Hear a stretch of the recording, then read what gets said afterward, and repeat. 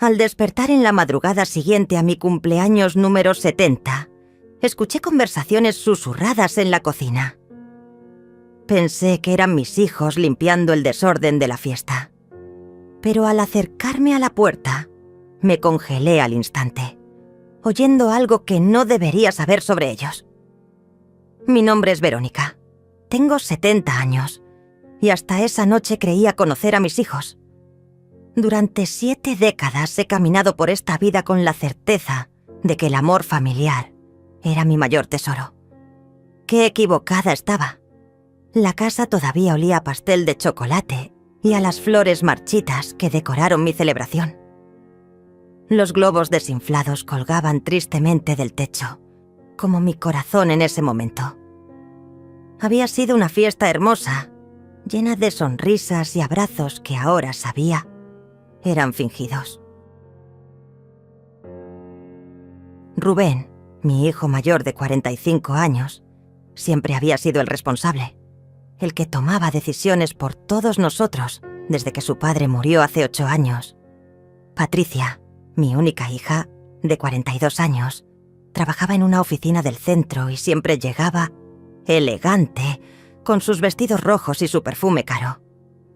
Valentín, el menor de 38 años, era el artista de la familia, aunque nunca logró vivir de su talento. Desde la muerte de mi esposo, vivo sola en esta casa de 3 habitaciones que compramos hace 30 años. Es modesta pero cálida, con sus paredes color crema y sus muebles de madera oscura que he cuidado como joyas. El jardín trasero tiene los rosales que planté cuando los niños eran pequeños, y desde la ventana de mi cocina puedo ver el árbol de limones donde colgué el columpio que tanto amaron. La soledad se ha vuelto mi compañera constante. Los días se estiran largos y silenciosos, interrumpidos solo por las llamadas telefónicas breves de mis hijos. Siempre tienen prisa, siempre están ocupados con sus propias vidas. Entiendo que tienen responsabilidades, pero a veces siento que soy una carga más en sus agendas apretadas. Cada mañana despierto a las 6, preparo mi café en la misma taza floreada que uso desde hace 20 años y reviso las fotografías familiares que adornan la repisa de la sala. Ahí están todos. Los primeros pasos de Rubén, la graduación de Patricia con su vestido verde esmeralda, la sonrisa desdentada de Valentín en su primer día de escuela. Los fines de semana camino hasta el mercado del barrio, saludo a doña Carmen que vende verduras y regreso cargando bolsas que cada vez me pesan más. Mis vecinos son amables pero distantes. La señora López del lado derecho trabaja todo el día y la familia del lado izquierdo se mudó hace 2 meses. Los nuevos inquilinos son jóvenes y ruidosos, pero nunca me han dirigido la palabra. Durante las tardes, tejo mientras veo las telenovelas y por las noches, leo antes de dormir. Mi rutina es predecible y tranquila, pero vacía. Echo de menos las conversaciones profundas, las risas compartidas, la sensación de ser necesaria e importante para alguien. Mis hijos me visitan cada 15 días, generalmente los domingos. Llegan con sonrisas educadas, me preguntan cómo estoy, revisamos juntos las cuentas del mes y se van prometiendo llamar más seguido. Nunca lo hacen. Sus vidas están llenas de trabajo, compromisos sociales, problemas matrimoniales que no me cuentan, pero que percibo en sus rostros cansados. Patricia se divorció el año pasado y ahora vive en un apartamento pequeño con sus 2 hijas adolescentes. Rubén tiene problemas económicos que trata de ocultar, aunque noto cómo evita hablar de su negocio de construcción, que antes lo llenaba de orgullo. Valentín sigue soltero, saltando de trabajo en trabajo, siempre con proyectos artísticos que nunca se concretan. Yo los amo profundamente, a pesar de todo. Los amo con esa devoción ciega de madre que perdona cualquier descuido cualquier olvido, cualquier palabra cortante dicha en momentos de estrés.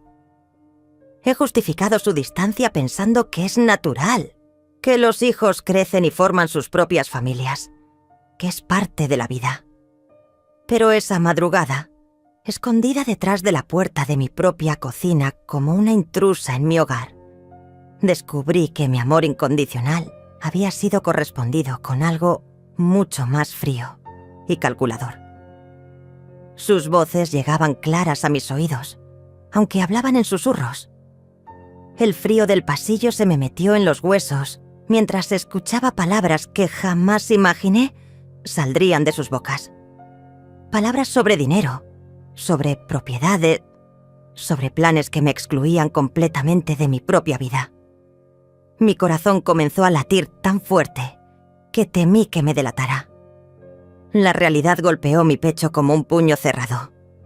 Mis hijos, los seres que traje al mundo, que alimenté con mi leche, que curé cuando estaban enfermos, que defendí ante cualquier crítica, estaban planeando algo terrible. Algo que cambiaría para siempre la imagen que tenía de ellos y de mí misma. En ese momento supe que mi vida estaba a punto de dividirse en dos. El antes y el después de esa conversación. El antes, donde era una madre ingenua que creía en el amor puro. Y el después, donde tendría que aprender a sobrevivir a la traición más dolorosa que existe. La infancia de mis hijos había sido mi universo completo. Recordaba cada detalle con una claridad que me dolía en el alma. Rubén, mi primer bebé, llegó cuando yo tenía apenas 23 años. Su padre y yo vivíamos en un apartamento diminuto, con paredes tan delgadas que escuchábamos las peleas de los vecinos. Trabajaba limpiando casas durante el día y por las noches cosía ropa para ganar dinero extra. Mis manos siempre estaban ásperas, mis pies hinchados, pero cada peso que ganaba era para darle a mi hijo lo que yo nunca tuve. Cuando Patricia nació, 2 años después, tuvimos que mudarnos a un lugar aún más pequeño porque el alquiler subió. Dormíamos los 4 en la misma habitación, los niños en una cama individual y nosotros en un colchón en el suelo. Recuerdo las noches sin dormir, amamantando a Patricia mientras Rubén tosía con fiebre. No teníamos dinero para médicos privados, así que pasábamos horas en los hospitales públicos, esperando que nos atendieran. Mi esposo trabajaba en construcción, pero los empleos eran irregulares. Había semanas enteras sin ingresos, y yo vendía empanadas en la puerta de las escuelas para comprar leche y pañales. Mis sueños de estudiar enfermería se desvanecieron cuando llegó Valentín, 6 años después de Patricia. Para entonces yo ya había aprendido que los sueños eran un lujo que las madres no podían permitirse. Valentín era un bebé enfermizo, siempre con infecciones respiratorias que nos tenían en vilo. Pasé meses enteros sin dormir más de 3 horas seguidas, cuidándolo día y noche. Había días en que no comía para que hubiera suficiente comida para los niños. Mi estómago rugía de hambre, pero ver sus barriguitas llenas me daba una satisfacción que ningún banquete podría igualar. Cuando finalmente logramos comprar esta casa, yo tenía 35 años y me sentía como una anciana. Había trabajado en fábricas, había limpiado oficinas, había vendido productos de belleza de puerta en puerta. Mis rodillas ya me dolían por tantas horas de pie y mis manos estaban marcadas por los químicos de limpieza. Pero teníamos un hogar propio, un pequeño jardín donde los niños podían jugar. Los sacrificios nunca terminaron. Cuando Rubén quería estudiar arquitectura, vendí las pocas joyas que tenía para pagar su matrícula.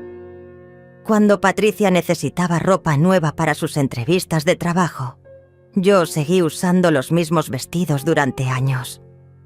Cuando Valentín decidió estudiar arte, a pesar de que sabíamos que no era una carrera lucrativa, Hipotecamos la casa para darle esa oportunidad. Mi esposo murió de un infarto cuando yo tenía 60 años. Esa noche, en el hospital, mientras veía su cuerpo inmóvil en esa cama fría, pensé que mi mundo se derrumbaba. Habíamos estado juntos durante 40 años. Habíamos construido una vida desde la nada. Habíamos criado 3 hijos que eran nuestro orgullo. De repente, me encontré sola, viuda, con una pensión miserable y una casa que aún tenía deudas. Los primeros meses después de su muerte fueron devastadores. Despertaba cada madrugada buscando su calor al lado mío, y la realidad me golpeaba como una bofetada fría. Lloraba en silencio para no preocupar a los niños, que ya tenían sus propios problemas. Rubén atravesaba dificultades en su matrimonio. Patricia acababa de tener a su segunda hija, y Valentín luchaba por encontrar trabajo estable. Pero incluso en mi dolor más profundo, seguí siendo la madre fuerte que siempre había sido. Cuando Rubén necesitó dinero para su negocio, le presté mis ahorros sin dudarlo. Cuando Patricia se divorció, la ayudé con los gastos legales y el cuidado de las niñas. Cuando Valentín pasaba por rachas difíciles, siempre había un plato de comida caliente esperándolo en mi mesa.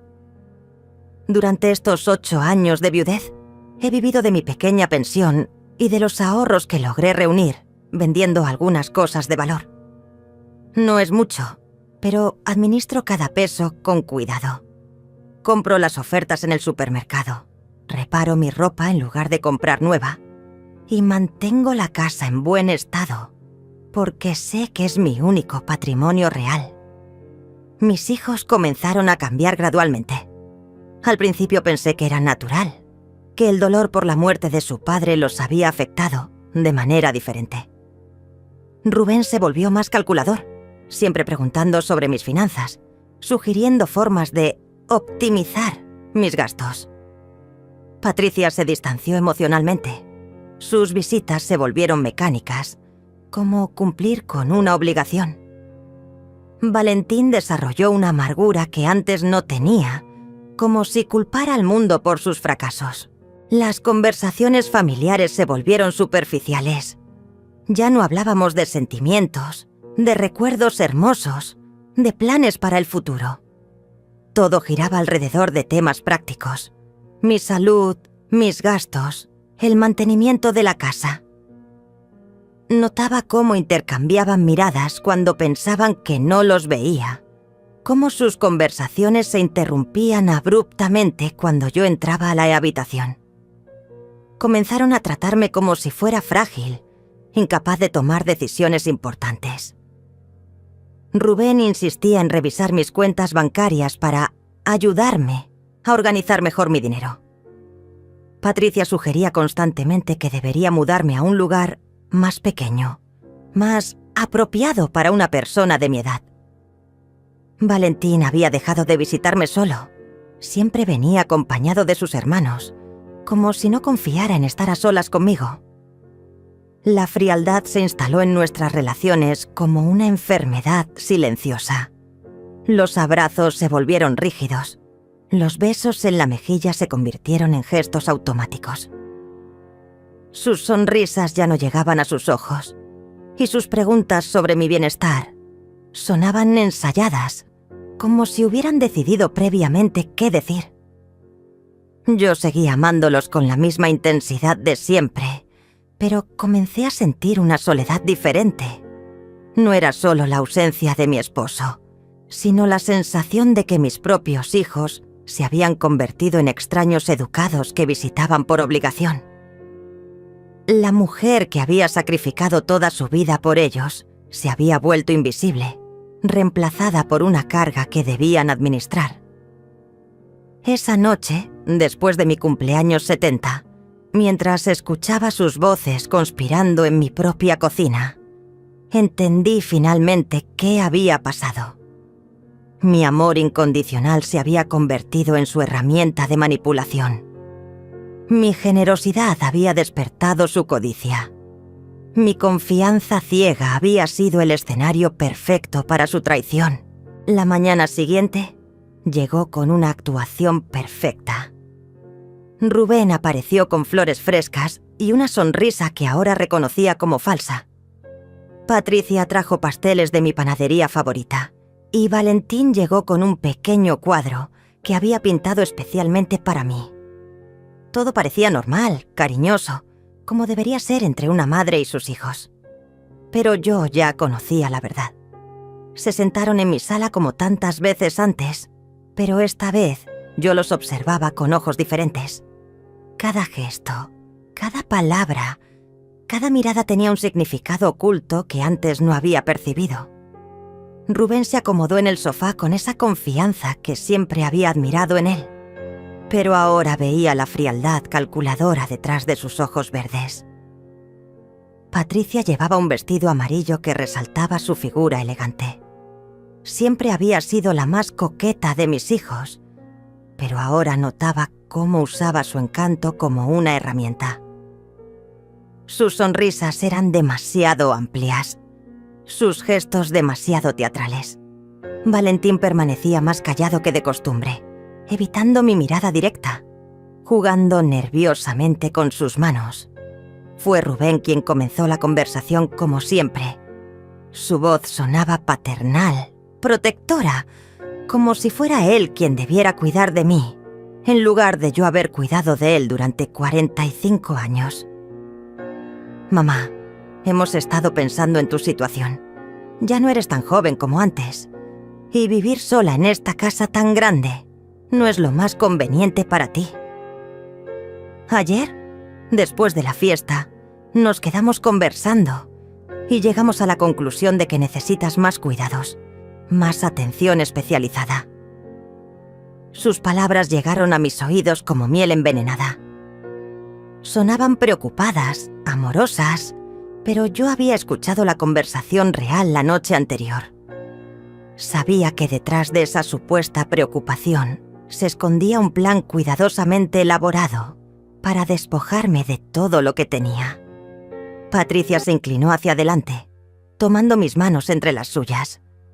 Sus palmas estaban frías a pesar del calor del mediodía, y su perfume dulce no logró ocultar el aroma de la mentira que flotaba en el aire. Mamá querida, encontramos un lugar hermoso para ti. Es una residencia especializada en personas de la tercera edad, con jardines preciosos, actividades recreativas, y lo mejor de todo es que tendrás compañía constante. Ya no estarás sola, tendrás amigas de tu edad, enfermeras que te cuidarán las 24 horas. Valentín finalmente habló, su voz temblando ligeramente. Siempre había sido el más emocional de mis hijos, el que menos sabía mentir.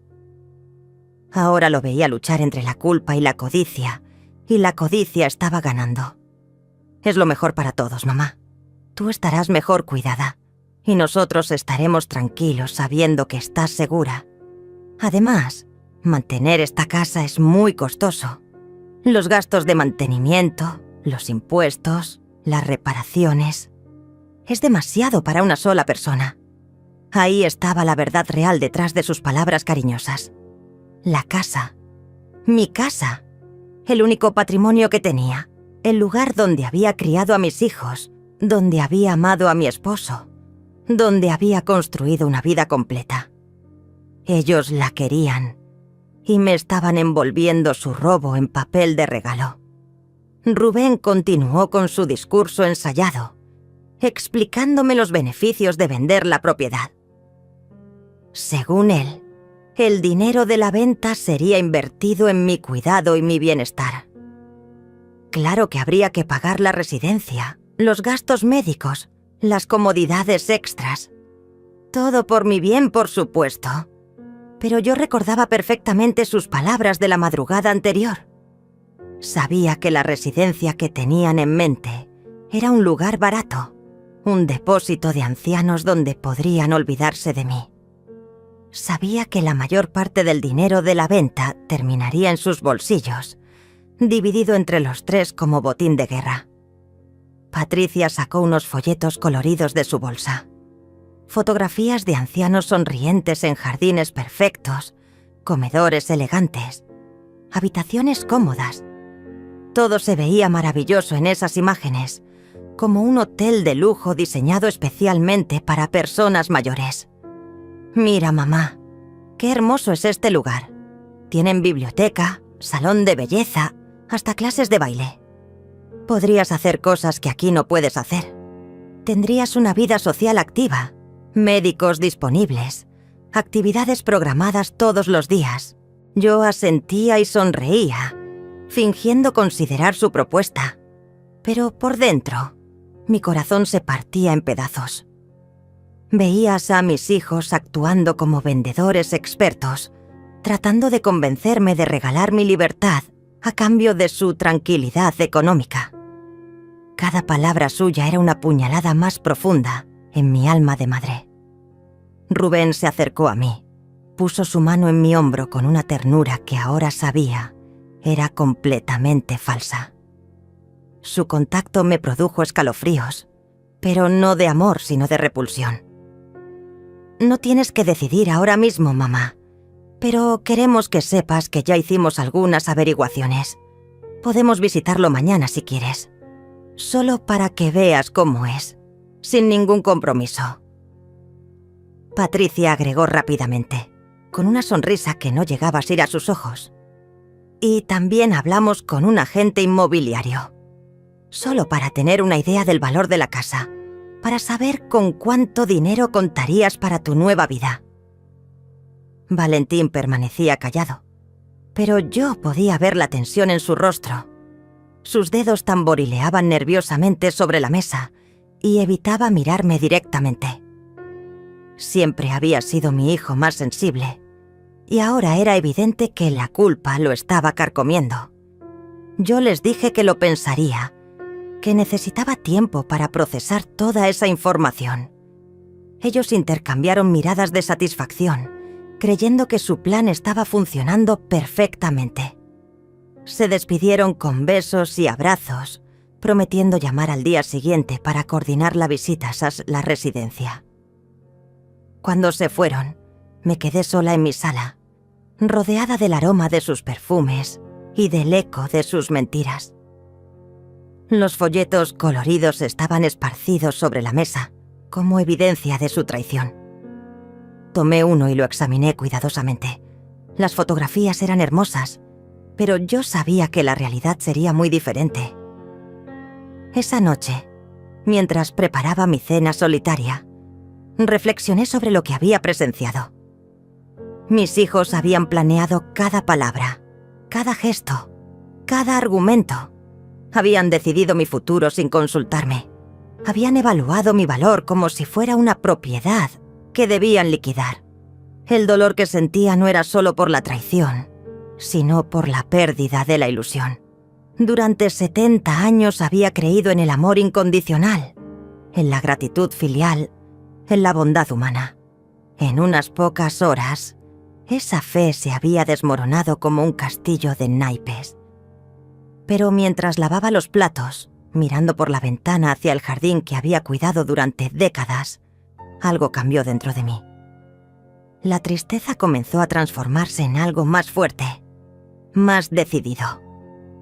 No iba a permitir que me trataran como una anciana indefensa. No iba a regalar mi vida y mi patrimonio sin luchar. Acepté ir a visitar la residencia. Mi voz sonó tranquila cuando llamé a Rubén para decirle que quería conocer el lugar. Escuché la satisfacción en su tono, esa alegría contenida de quien ve que su plan está funcionando. Quedamos en que vendríase a buscarme el sábado por la mañana, junto con Patricia y Valentín. Esa semana la dediqué a ti a observarlos con nuevos ojos. Cada vez que me llamaban, cada vez que pasaban por casa, yo analizaba sus palabras buscando las mentiras que ahora sabía estaban ahí. Era como aprender un idioma nuevo, el idioma de la traición familiar. El sábado llegaron puntuales, todos vestidos como si fueran a una cita importante. Rubén llevaba su mejor camisa, Patricia lucía un vestido verde elegante y Valentín se había arreglado más de lo habitual. Era evidente que querían causar buena impresión en la residencia, no por mí, sino por ellos mismos. Durante el trayecto en el auto, mantuvieron una conversación ligera y animada. Hablaron del clima, de las calles por donde pasábamos, de recuerdos familiares que ahora sonaban falsos en sus bocas.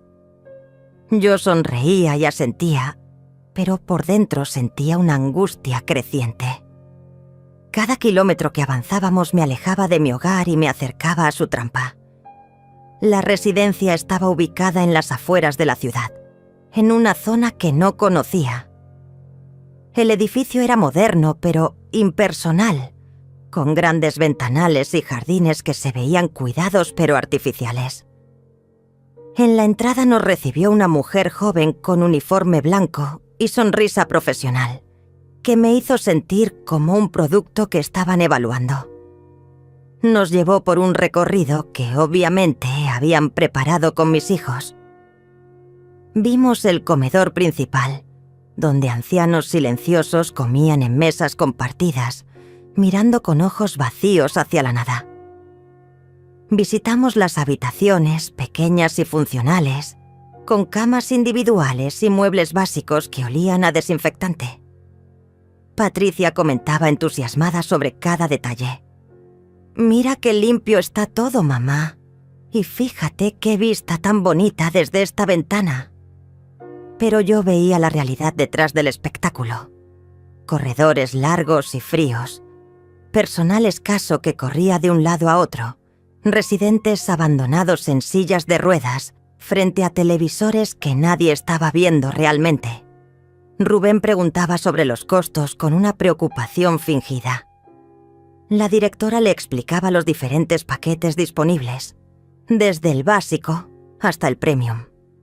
Por supuesto, mis hijos mostraron interés solo en el más económico, justificándolo como suficiente para las necesidades de mamá. Valentín permanecía callado durante toda la visita, pero yo notaba cómo sus ojos evitaban encontrarse con los míos. En algunos momentos lo vi observando a los otros residentes con una expresión que parecía mezclar pena y culpa. Tal vez aún quedaba algo de conciencia en él. Cuando nos mostraron el salón de actividades, donde un grupo de ancianos intentaba seguir una clase de ejercicios que claramente los superaba, Patricia exclamó con falso entusiasmo: «¡Qué maravilloso, mamá! Aquí podrás mantenerte activa y hacer nuevas amistades». Pero yo veía la tristeza en los rostros de esas personas. Veía la resignación de quien ha aceptado que su vida ha terminado, que solo queda esperar. Veía el futuro que mis hijos habían diseñado para mí. Una sala de espera hacia la muerte. Un lugar donde pudieran olvidarme con la tranquilidad de haber cumplido con su deber filial. La directora nos llevó finalmente a su oficina para hablar de los trámites. Sobre su escritorio había formularios ya preparados, como si mi ingreso fuera una conclusión inevitable. Hablaba de listas de espera, de documentación necesaria, de plazos para hacer el depósito inicial. Mis hijos hacían preguntas específicas sobre horarios de visita, políticas de salidas, procedimientos médicos. Todo sonaba muy profesional, muy organizado. Pero yo sabía que una vez que entrara ahí, las visitas serían cada vez más espaciadas, las salidas más restringidas, y mi voz se perdería entre las de todos los otros ancianos que habían sido convenientemente depositados ahí por familias que ya no los querían cerca. Durante el viaje de regreso, el ambiente era de celebración contenida. Rubén comentaba sobre lo bien organizado que estaba el lugar. Patricia hablaba de lo tranquila que se sentiría sabiendo que yo estaría bien cuidada. Valentín seguía en silencio, mirando por la ventana como si quisiera escapar de la situación. Cuando llegamos a mi casa, les dije que necesitaba unos días más para pensarlo. Rubén insistió en que no había mucho que pensar, que era obviamente la mejor opción para todos. Patricia agregó que ya habían hablado con el agente inmobiliario y que tenían una oferta muy buena por la casa. Ahí estaba otra vez, la verdad desnuda. No se trataba de mi bienestar, sino de acelerar la venta de mi propiedad. Querían tenerme encerrada en esa residencia lo antes posible para poder disponer libremente de mi patrimonio. Esa noche, sentada en mi cocina con una taza de té entre las manos, miré cada rincón de mi hogar. Las paredes que había pintado con mis propias manos, los azulejos que había elegido cuidadosamente, las plantas que había cuidado durante años. Todo eso desaparecería para convertirse en dinero que mis hijos se repartirían, mientras yo me marchitaba en una habitación impersonal. El miedo comenzó a mezclarse con la rabia. Miedo de terminar mis días en ese lugar frío y solitario. Miedo de perder mi independencia, mi dignidad, mi derecho a decidir sobre mi propia vida. Pero también rabia por haber sido tan ingenua, por haber confiado ciegamente en el amor de mis hijos. Sabía que tenía que actuar, pero no sabía cómo. Ellos tenían todo planeado, todos los documentos preparados, todas las justificaciones ensayadas. Yo era solo una anciana que vivía sola, y ellos eran 3 adultos responsables preocupados por mi bienestar.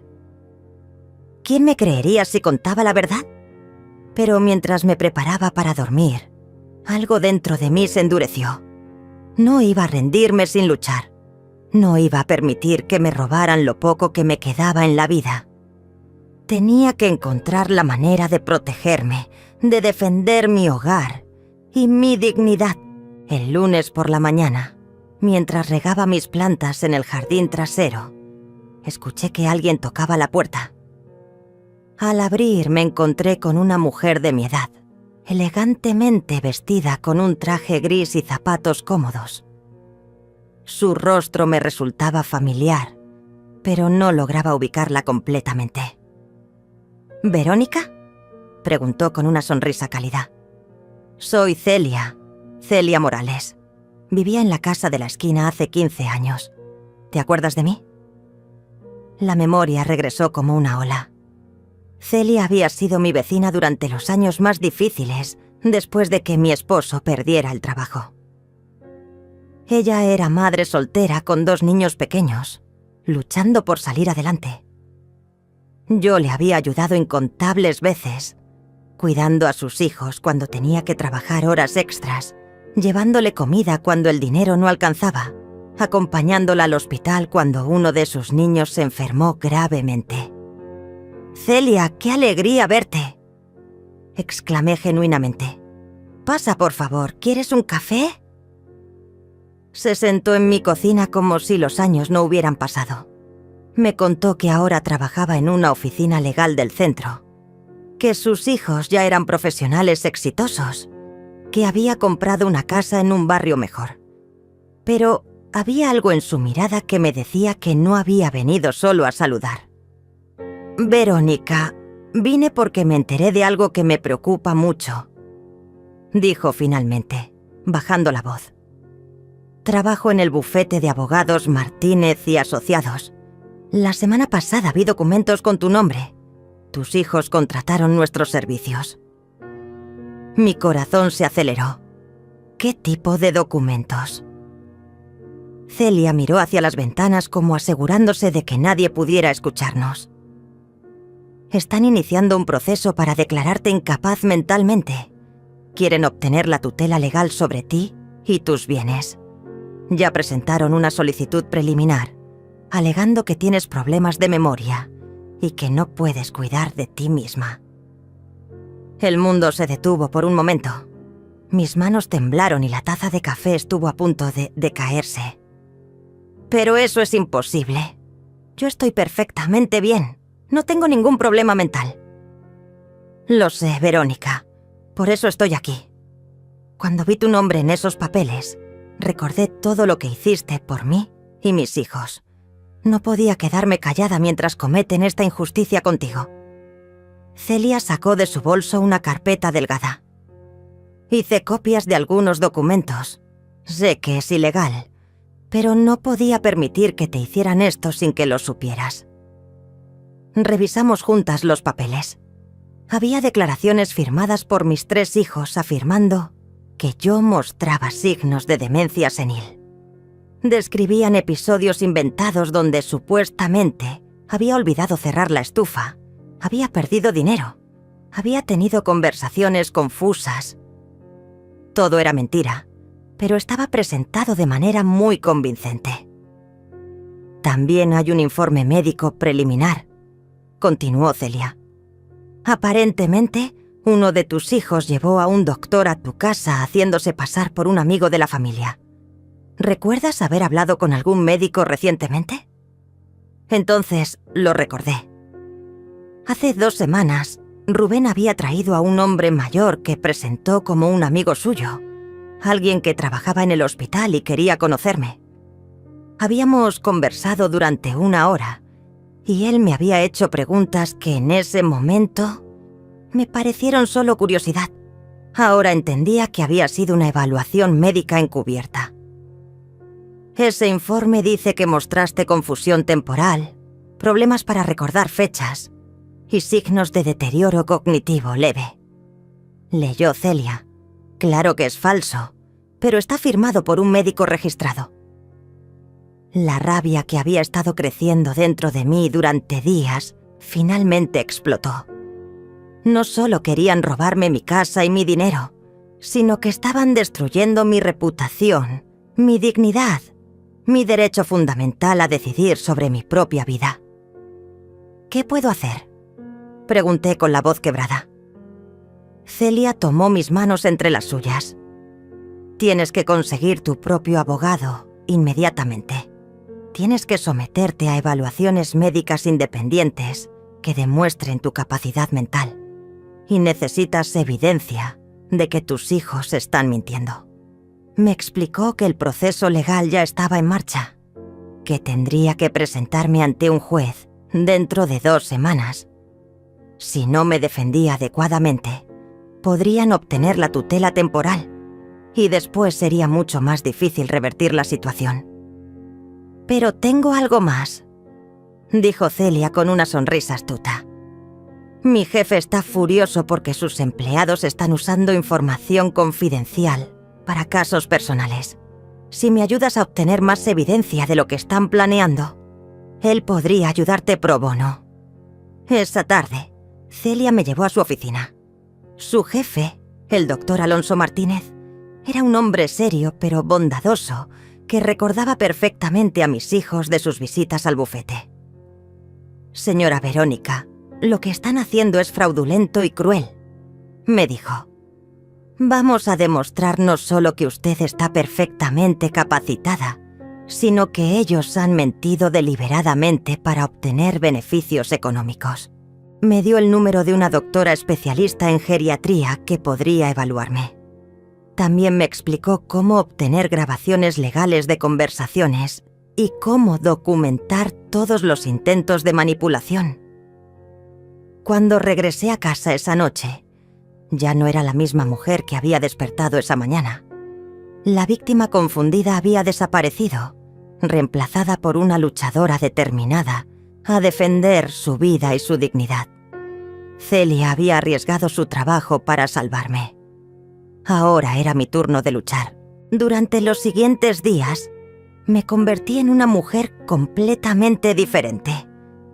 Por las mañanas actuaba como la anciana ingenua que mis hijos esperaban ver, pero por las tardes me transformaba en una estratega calculadora. La doctora Jiménez me evaluó exhaustivamente y confirmó que mi capacidad mental era perfecta para mi edad. Tenía los documentos médicos que necesitaba. Celia me enseñó a usar una pequeña grabadora digital que cabía en el bolsillo de mi delantal. Solo presiona este botón rojo, me explicó. La calidad del audio es excelente y es completamente legal grabar conversaciones en tu propia casa. El doctor Martínez me dio una lista de todo lo que necesitaba documentar. Cada mentira, cada manipulación, cada intento de presionarme. También me ayudó a revisar mis documentos legales y bancarios. Descubrimos que Rubén ya había intentado acceder a mi cuenta principal, presentándose como mi representante legal.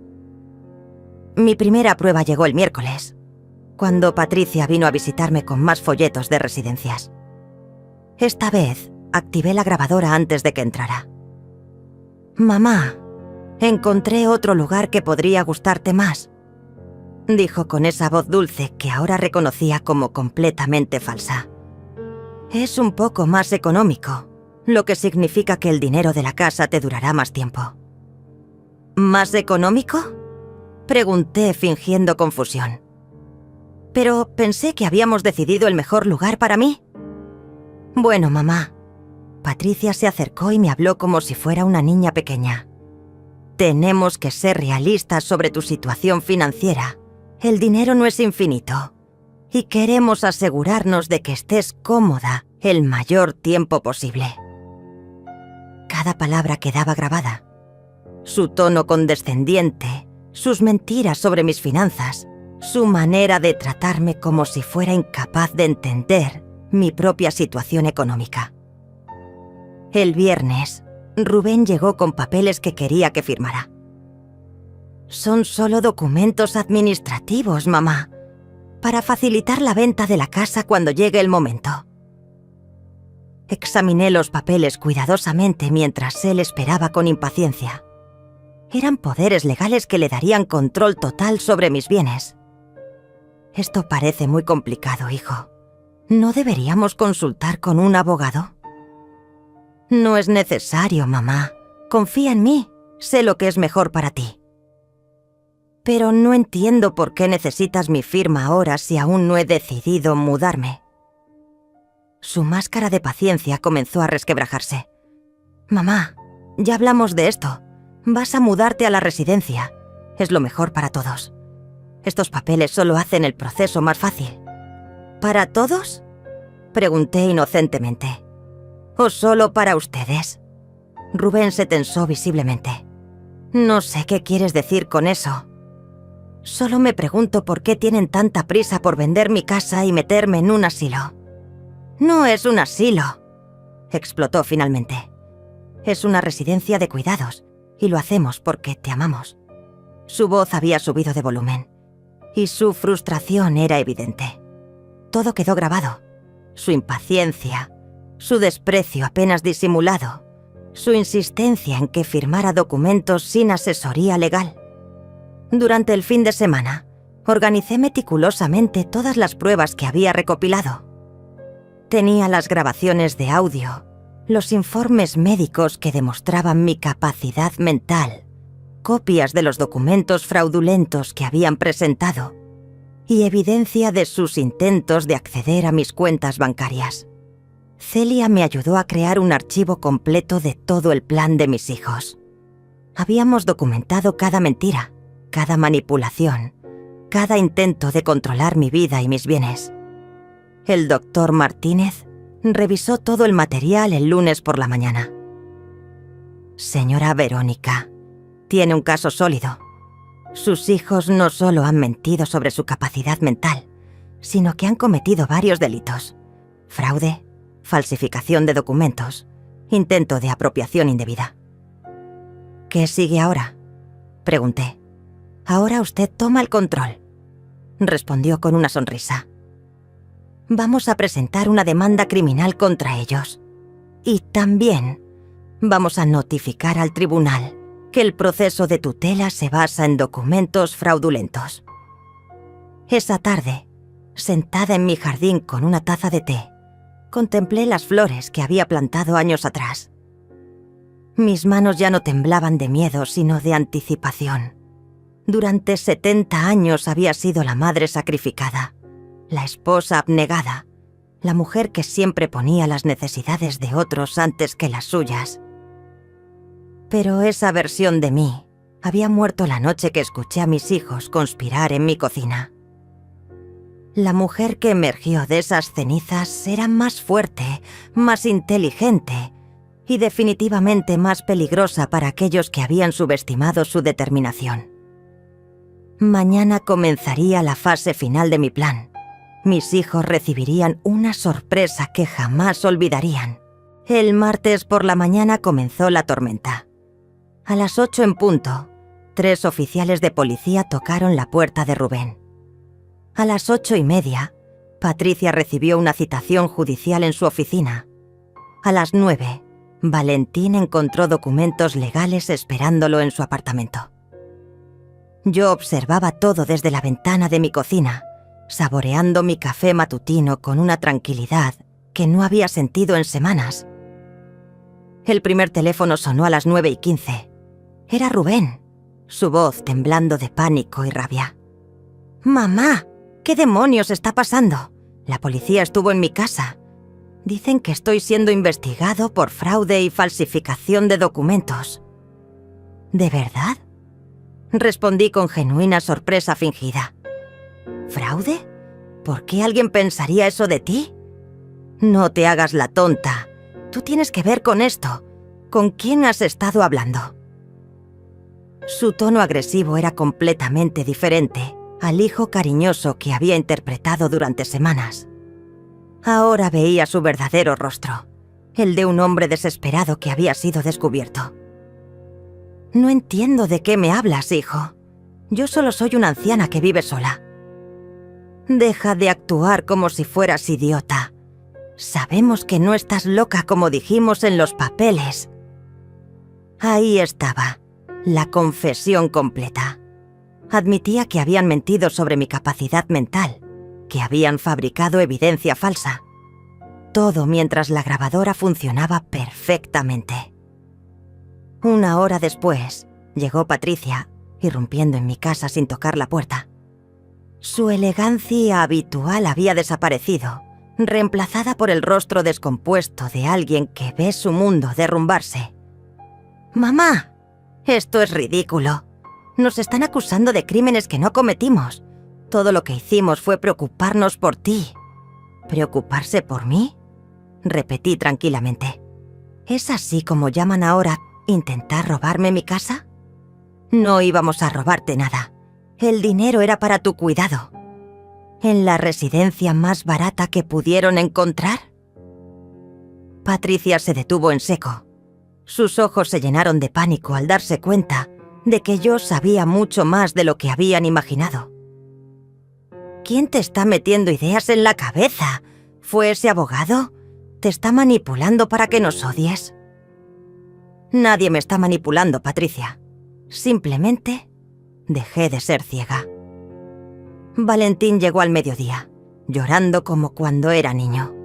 Siempre había sido el más débil emocionalmente de mis hijos, y ahora la presión lo estaba destrozando. «Mamá, por favor, tienes que ayudarnos. Yo no quería hacer esto. Fueron Rubén y Patricia quienes planearon todo. Yo solo seguí la corriente porque dijeron que era lo mejor para ti». «¿Lo mejor para mí?». Mi voz se endureció. ¿Encerrarme en un asilo y robar mi casa era lo mejor para mí? No lo vimos como robar. Pensamos que ya no podías cuidar de ti misma, que necesitabas ayuda profesional. ¿Y quién les dio derecho a decidir eso por mí? Valentín no tenía respuesta. Se quedó ahí, sentado en mi sofá, llorando como el niño asustado que siempre había sido en el fondo. Durante los siguientes días, la desesperación de mis hijos se intensificó. Rubén intentó chantaje emocional, recordándome todos los sacrificios que había hecho por ellos, como si eso le diera derecho a controlar mi vida. Patricia alternaba entre súplicas patéticas y amenazas veladas sobre dejarme completamente sola. Valentín simplemente se desmoronó, admitiendo entre lágrimas que necesitaban el dinero para resolver sus problemas económicos. Cada conversación, cada llamada telefónica, cada visita desesperada quedaba documentada. Mis hijos se hundían más profundo con cada palabra que pronunciaban, creando evidencia adicional de su culpabilidad. El viernes recibieron las notificaciones oficiales de que el proceso de tutela había sido cancelado debido a evidencia de fraude. También supieron que enfrentarían cargos criminales por falsificación de documentos, intento de fraude y conspiración para cometer apropiación indebida. Esa tarde, los tres llegaron juntos a mi casa por última vez. Ya no fingían amor ni preocupación. Sus máscaras habían caído completamente, revelando la codicia y el desprecio que siempre habían estado ahí. «Esto no ha terminado», me dijo Rubén con frialdad. «Vamos a luchar contra estas acusaciones ridículas». «Esperaba que lo hicieran», respondí con calma. «Así el juicio será público y toda la comunidad sabrá qué clase de hijos tengo». Patricia me miró con odio puro. «Siempre fuiste una vieja manipuladora. Ahora lo vemos claramente». «No, hija. Ahora ustedes ven claramente que ya no soy su víctima». Se fueron dando portazos, pero yo permanecí serena. La guerra había comenzado oficialmente y yo tenía todas las armas que necesitaba para ganarla. Los siguientes meses fueron un espectáculo público que sacudió a toda nuestra pequeña comunidad. El escándalo comenzó cuando el periódico local publicó la historia en primera plana. Hijos intentan estafar a madre de 70 años fingiendo demencia senil. La fotografía mostraba a mis 3 hijos saliendo de la corte con rostros de culpabilidad que hablaban más que 1000 palabras. Rubén fue el piatofe el primero en caer. Su negocio de construcción, que ya tenía problemas financieros, perdió inmediatamente 3 contratos importantes cuando los clientes leyeron sobre sus actividades fraudulentas. ¿Cómo vamos a confiar en alguien que engaña a Pipus y su propia madre?, declaró uno de sus antiguos socios al periódico. En 2 semanas, tuvo que cerrar la empresa que había construido durante 15 años. Su esposa, María Elena, no soportó la humillación pública. Las madres de la escuela de sus hijos la señalaban en las reuniones, susurrando sobre el escándalo familiar. Los vecinos la evitaban en el supermercado. Después de un mes de vergüenza social, empacó sus cosas y se llevó a los niños a vivir con su hermana en otra ciudad. Rubén se quedó solo en una casa que ya no podía pagar. Patricia sufrió las consecuencias más devastadoras en su trabajo. La oficina donde había laborado durante 10 años la despidió inmediatamente cuando se enteraron del proceso criminal. «No podemos tener empleados bajo investigación por fraude», le explicó su jefe. Su reputación profesional quedó arruinada en toda la ciudad. Nadie quería contratar a una mujer que había intentado robar a su propia madre. Sus hijas adolescentes también pagaron el precio. En la escuela, sus compañeros las molestaban constantemente sobre su madre, la estafadora. La mayor de 17 años llegó a casa llorando todos los días hasta que finalmente pidió irse a vivir con su padre. Patricia se quedó sola con la menor, viendo cómo su familia se desintegraba por sus decisiones. Valentín, siempre el más frágil emocionalmente, no pudo manejar la presión.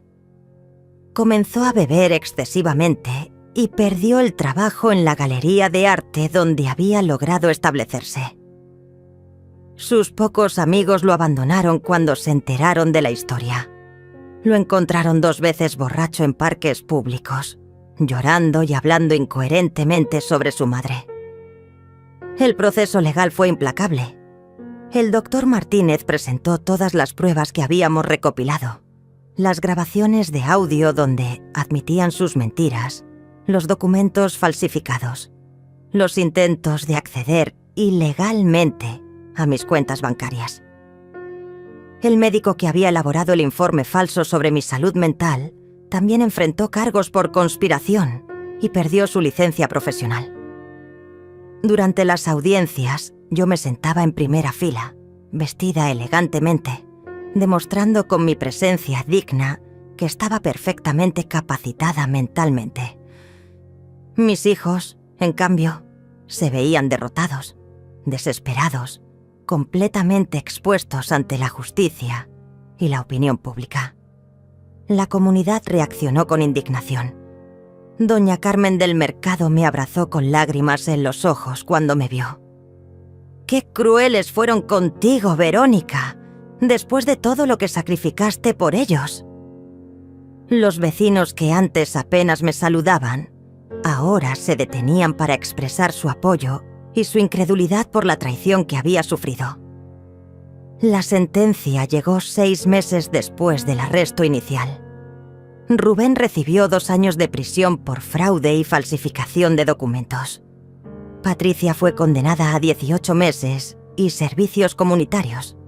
Valentín, por cooperar con la investigación y demostrar remordimiento genuino, recibió solo 1 año de libertad condicional y tratamiento obligatorio para el alcoholismo.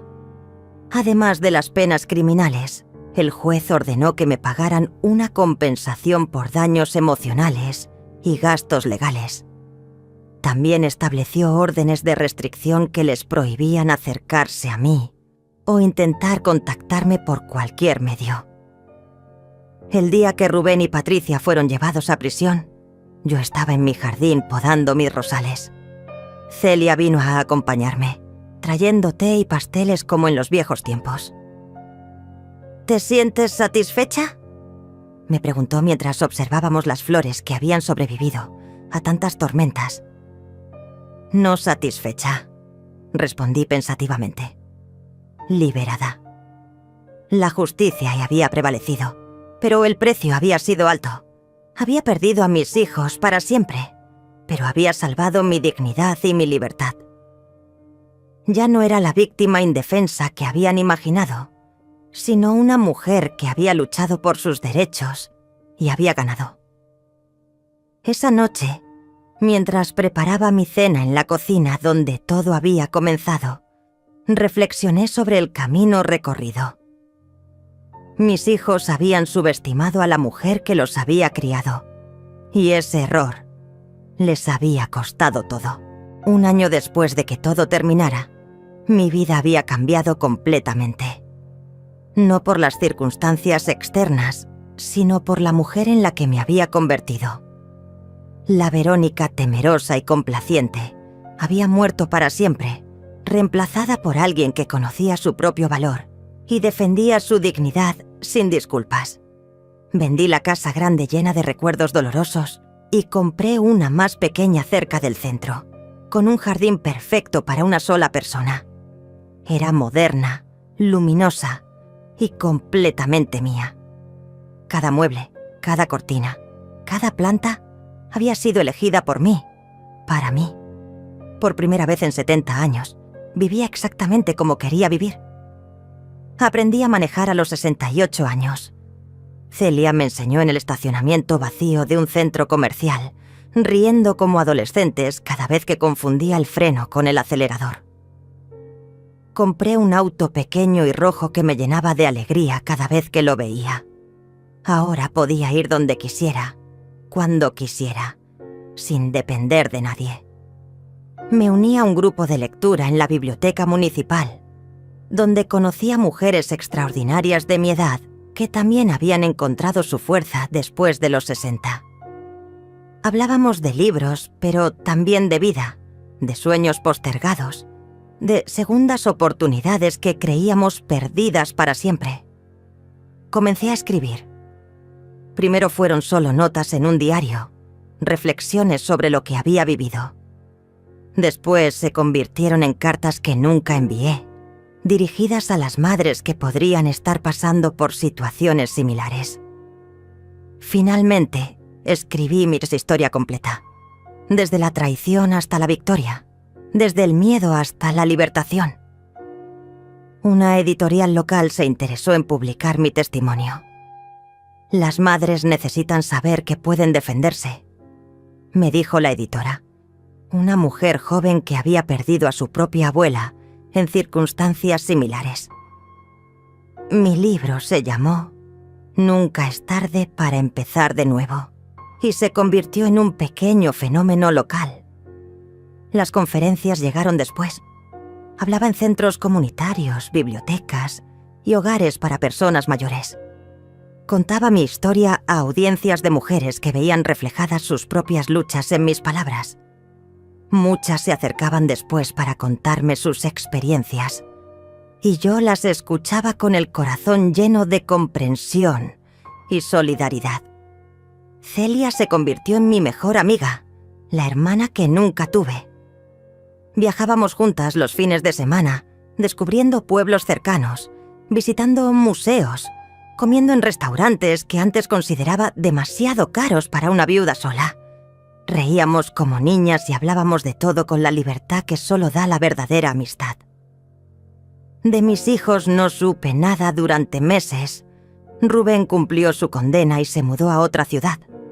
Patricia encontró trabajo en una oficina pequeña, ganando mucho menos que antes. Valentín completó su tratamiento y consiguió empleo como profesor de arte en una escuela primaria. Nunca intentaron contactarme y yo tampoco busqué saber de ellos. Un día, mientras regaba mis nuevas plantas en el balcón de mi apartamento, vi a una mujer mayor sentada sola en el parque de enfrente. Se veía perdida, triste, con esa expresión que ahora reconocía inmediatamente, la de alguien que está siendo controlada y manipulada por su propia familia. Bajé a hablar con ella. Se llamaba Rosa, tenía 73 años, y sus hijos la estaban presionando para vender su casa y mudarse con ellos, por su seguridad. La historia me sonaba terriblemente familiar. Le di mi número de teléfono y le dije que llamara si necesitaba ayuda. También le regalé una copia de mi libro. 2 semanas después me llamó llorando. Había descubierto que sus hijos ya se habían puesto su casa en venta sin consultarle. Ahora Rosa forma parte de mi círculo de amigas. Luchó por sus derechos, recuperó el control de su vida y se mudó a un hermoso apartamento cerca del mío. Juntas ayudamos a otras mujeres que enfrentan situaciones similares. Mi vida a los 70 años es más plena de lo que jamás imaginé posible. No tengo hijos que me visiten los domingos, pero tengo amigas que me llaman todos los días. No tengo nietos que corran por mi casa, pero tengo la libertad de viajar, leer, escribir y crecer como persona. Aprendí que el amor verdadero no exige sacrificar la dignidad, que la familia que no respeta tu autonomía no merece tu lealtad incondicional, que nunca es demasiado tarde para defenderte, para empezar de nuevo, para descubrir quién eres realmente cuando dejas de ser lo que otros esperan que seas. Cada mañana despierto en mi cama, en mi casa, con mi agenda llena de actividades que elegí libremente. Miro por la ventana hacia el parque donde ahora camino todas las tardes y sonrío. Soy libre, soy fuerte y soy completamente mía. La traición de mis hijos me rompió el corazón, pero también me liberó de una vida de complacencia ciega. A veces, el dolor más grande puede convertirse en el regalo más inesperado. 5 años han pasado desde que mi vida cambió para siempre. En esa madrugada, cuando escuché a mis hijos conspirar en mi cocina. Hoy, a los 73 años, escribo estas líneas finales desde mi estudio, un pequeño rincón de mi apartamento que he convertido en mi santuario personal. Las paredes están llenas de fotografías de mis amigas, cartas de mujeres que me han escrito después de leer mi libro y diplomas de reconocimiento por mi trabajo comunitario. Mi segundo libro, Renacer después de los 70, acaba de ser publicado por una editorial nacional. Esta vez no solo cuento mi historia, sino que recopilo los testimonios de cientos de mujeres que han encontrado el valor para defenderse de familiares abusivos. Es increíble descubrir cuántas historias similares a la mía existen en silencio, esperando que alguien les dé voz. La semana pasada recibí una llamada que me sorprendió profundamente. Era Valentín, mi hijo menor. Su voz sonaba diferente, más madura, quebrada por años de arrepentimiento genuino. Había leído mi primer libro y quería pedirme perdón, no para reconciliarse, sino para liberarse del peso de la culpa que lo había atormentado durante todos estos años. Le dije que agradecía su llamada, pero que el perdón era algo que él tenía que encontrar dentro de sí mismo. Yo ya había hecho las paces con el pasado. No guardaba rencor, pero tampoco tenía lugar en mi nueva vida para relaciones basadas en la culpa o la lástima. Él lloró durante toda la conversación, y yo me mantuve firme, pero gentil. Algunas heridas sanan, pero las cicatrices permanecen como recordatorio de las lecciones aprendidas. Rubén nunca intentó contactarme después de salir de prisión. Supe por conocidos mutuos que trabajaba como supervisor en una fábrica, que vivía modestamente en un apartamento pequeño y que su exesposa nunca le permitió ver a sus hijos nuevamente. Su caída fue la más dura de todas, pero también la más merecida. Había sido el arquitecto principal de la traición. Patricia me escribió una carta hace 2 años. Era una disculpa larga y elaborada, llena de justificaciones sobre sus problemas económicos y sus presiones como madre soltera. No respondí.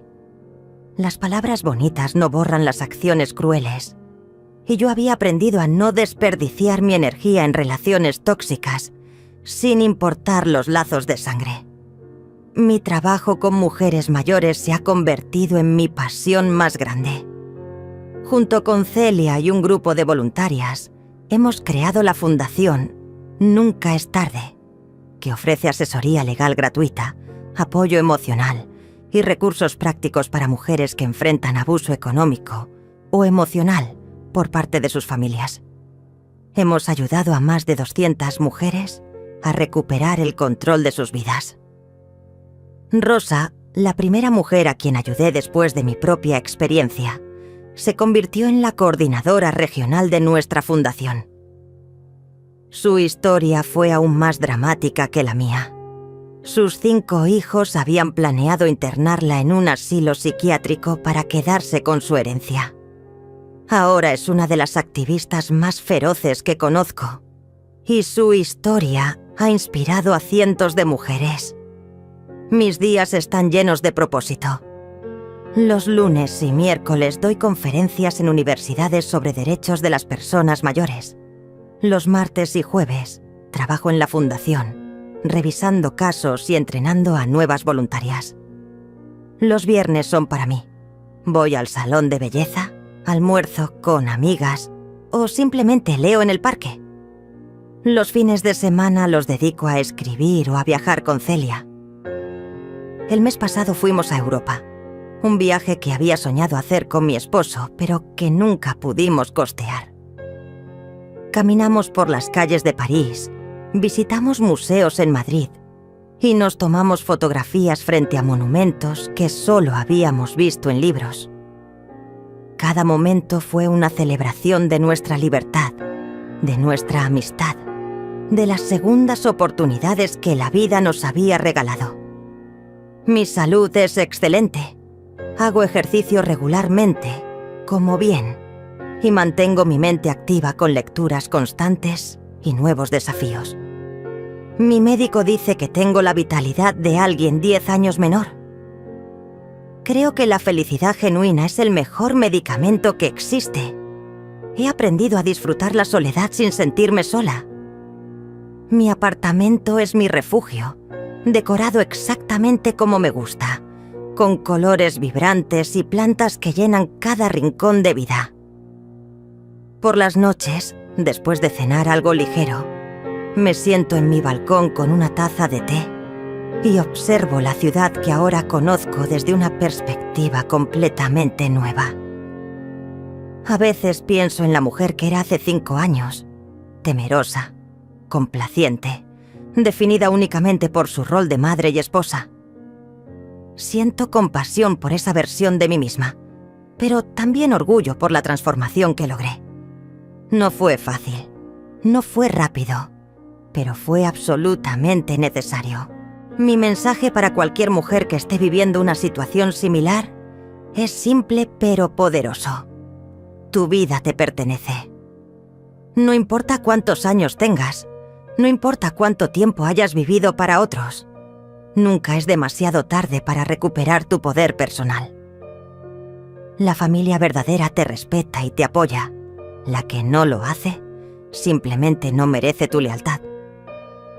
He descubierto que la vejez puede ser la etapa más liberadora de la vida, si tienes el valor de vivirla en tus propios términos. Ya no tengo que demostrar nada a nadie. Ya no tengo que cumplir expectativas ajenas. Ya no tengo que sacrificar mi felicidad por mantener la paz familiar. Mañana cumpliré 74 años y por primera vez en décadas espero mi cumpleaños con emoción genuina. Celia y mis amigas de la fundación han planeado una fiesta sorpresa, aunque fingimos que no sé nada al respecto. Será una celebración de vida, de amistad, de resistencia y de la hermosa segunda oportunidad que me regalé a mí misma.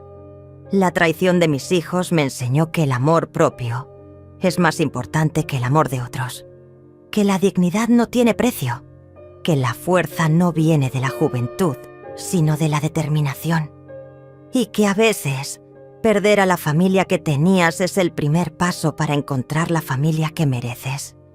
Cada mujer tiene dentro de sí el poder de transformar su vida. Solo necesita encontrar el valor para usarlo. Esta es mi historia. Esta es mi victoria. Esta es mi invitación para que escribas la tuya.